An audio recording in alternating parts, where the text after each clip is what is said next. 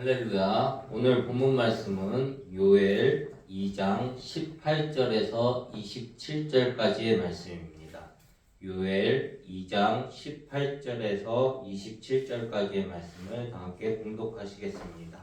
그때 여호와께서 자기의 땅을 극진히 사랑하시어 그의 백성을 불쌍히 여기실 것이라. 여호와께서 그들에게 응답하여 이르시기를 내가 너희에게 곡식과 새 포도주와 기름을 주리니 너희가 이로 말미암아 흡족하리라. 내가 다시는 너희가 나라들 가운데에서 욕을 당하지 않게 할 것이며 내가 북쪽 군대를 너희에게서 멀리 떠나게 하여 메마르고 적막한 땅으로 쫓아내리니 그 앞에 부대는 동해로 그 뒤에 부대는 서해로 들어갈 것이라. 상한 냄새가 일어나고 악취가 오르리니 이는 큰 일을 행하였음이니라 하시니라. 땅이여 두려워하지 말고 기뻐하며 즐거워할지어다. 여호와께서 큰 일을 행하셨음이로다. 들짐승들아 두려워하지 말지어다. 들에 풀이 싹이 나며 나무가 열매를 맺으며 무화과 나무와 포도나무가 다 힘을 내는도다. 시온의 자녀들아 너희는 너희 하나님 여호와로 말미암아 기뻐하며 즐거워할지어다. 그가 너희를 위하여 비를 내리시되 이른 비와 너희에게 적당히 주시리니 이른 비와 늦은 비가 예전과 같을 것이라. 마당에는 밀이 가득하고 독에는 새 포도주와 기름이 넘치리로다. 내가 전에 너희에게 보낸 큰 군대 곧 메뚜기와 느치와 황충과 파충이가 먹은 횟수대로 너에게 갚아주리니 너희는 먹되 풍족이 먹고 너희에게 놀라운 일을 행하신 너희 하나님 여호와의 이름을 찬송할 것이라. 내 백성이 영원히 수치를 당하지 아니하리로다. 그런즉 내가 이스라엘 가운데에 있어 너희 하나님 여호와가 되고 다른 이가 없는 줄을 너희가 알 것이라. 내 백성이 영원히 수치를 당하지 아니하리로다. 아멘.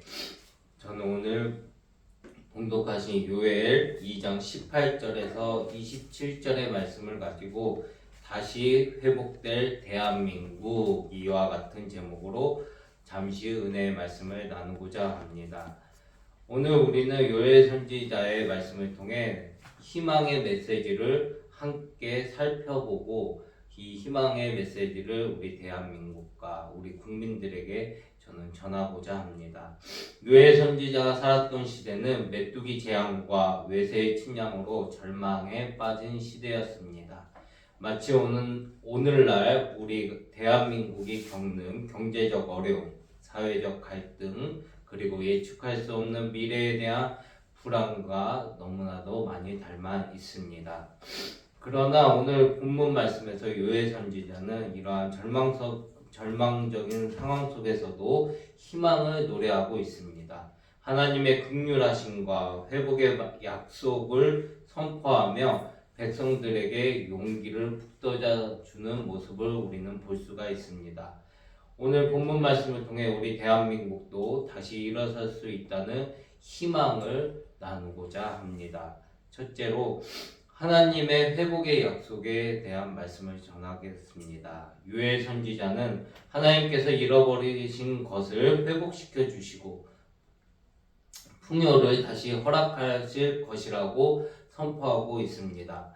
이는 마치 오랜 가뭄 끝에 단비가 내려 메마른 땅에 새싹이 돋아나는 것과 같습니다. 우리 대한민국도 어려움을 딛고 다시 풍요로운 미래를 맞이할 수가 있을 것입니다. 요엘 선지자는 두려워하지 말고 기뻐하며 즐거워하라고 우리에게 두 번째 메시지를 전하고 있습니다. 우리 대한민국은 국민들은 수많은 어려움을 극복하며 강인한 정신력을 가지고 있는 대한민국입니다. 그런 우리에게 어떠한 어려움과 또한 어떠한 상황 속에서도 우리가 그 삶을 이기고 나아갈 수 있는 용기를 더해 주시는 하나님께서 우리와 함께 하고 계시며 그 하나님을 통해 우리는 이 상황을 극복하고 이기고 나아갈 수 있게 될 것입니다. 셋째로 요엘 선지자는 하나님의 임재와 보호에 대한 메시지를 전해주고 있습니다. 요엘 선지자는 하나님께서 우리 가운데 계시며 우리를 보호하실 것이라고 약속하고 있습니다. 우리는 절대 혼자가 아닙니다. 우리 대한민국은 하나님께서 지켜주고 계시고 하나님께서 함께 하시는 대한민국입니다.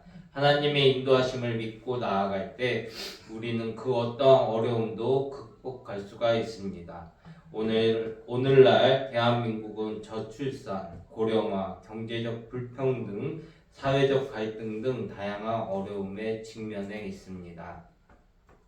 이러한 어려움은 우리를 좌절하게 만들 수 있지만 오늘 본문에서 요엘 선지자의 말씀처럼 우리는 희망을 잃지 말아야 합니다. 메뚜기 재앙과 같은 경제적 어려움 속에서는 하나님의 회복을 하나님께서는 약속하고 계십니다. 우리는 창의적인 아이디어와 혁신을 통해 새로운 성장 동력을 만들어낼 수가 있습니다. 북쪽 군대와 같은 사회적 갈등은 우리를 분열시키지만 우리는 서로 이해하고 존중하며 화합을 이루어 나아가는 대한민국이 되어야 합니다. 메마르고 적막한 땅과 같은 불확실한 미래에 대한 불안과 두려움은 우리를 두렵게 하지만 우리는 하나님의 인도하심을 믿고 하나님과 함께 미래를 개척하며 앞으로 나아가야 합니다. 그러기 위해서는 우리는 서로를 격려하고 지지해야 합니다. 어려움을 함께 나누고 서로에게 힘이 되어주는 공동체를 만들어가는 것이 하나님께서 우리에게 바라시는 뜻입니다. 그러므로 우리는 희망을 잃지 말고 어떠한 어려움 속에서도 긍정적인 마음을 유지하고 미래를 향해 주님과 함께 나아가시길 바랍니다. 또한 하나님을 절대적으로 신뢰하며 하나님을 의지하시기 바랍니다. 하나님의 인도하심을 믿고 기도하며 하나님께서 주시는 지혜와 용기로 세상을 이기고 나아가시기를 예수님의 이름으로 소망합니다. 어느 작은 마을에 가뭄이 오랫동안 지속되어 농작물이 말라 죽고 사람들은 절망에 빠져 있었다고 합니다. 그러나 그 마을 사람들은 포기하지 않고 함께 우물을 파고 하나님께 기도하며 단비를 내려주시기를 기다렸다고 합니다. 그 기도에 마침내 하나님께서 응답하셔서 그 마을에 단비가 내리고 마을은 다시 활기를 되찾았다고 합니다. 이 예화처럼 우리 대한민국도 현재의 어려움을 극복하고 다시 하나님의 단비의 은혜로 우리는 다시 일어설 수가 있게 될 것입니다. 사랑하는 성도 여러분, 오늘 말씀을 정리하고자 합니다. 요엘 선지자의 말씀처럼 우리에게는 다시 일어설 수 있는 희망이 있습니다. 그 희망은 예수 그리스도이십니다. 우리는 서로 사랑하고 격려하며 하나님의 인도하심을 믿고 함께 앞으로 나아가야 합니다. 우리는 더욱 밝고 희망찬 미래를 만들 수가 있습니다. 하나님께서 우리 대한민국을 축복하시고 모든 국민들에게 평안과 번영을 허락하시기를 간절히 기도하고 축복합니다. 기도하겠습니다.